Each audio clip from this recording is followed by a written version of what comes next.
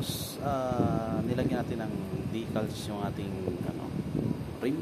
So ayan, napakaganda na ngayon, mukhang mamahalin. So ito pala yung binili natin na decals at matibay naman siya. So ayan, so nagsimula na rin tayo sa likod, hindi pa tapos. So ayan, may transparent pala to, so tinatanggal to. Ayan, tanggalin natin. Ayan, so ganyan siya. So tapos ko na kasi ito ma-process, so kailangan nyo palang gamitan ng card para mas dumikit siya ng gusto. So ayan, so mga right, so may mali, no? So may mali sa ating nagawa.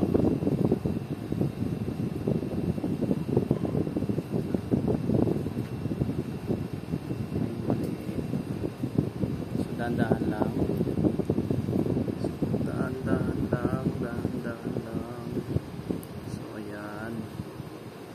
So dahan-dahan lang tayo mga bayo. So yan siya. Hop! May ingay.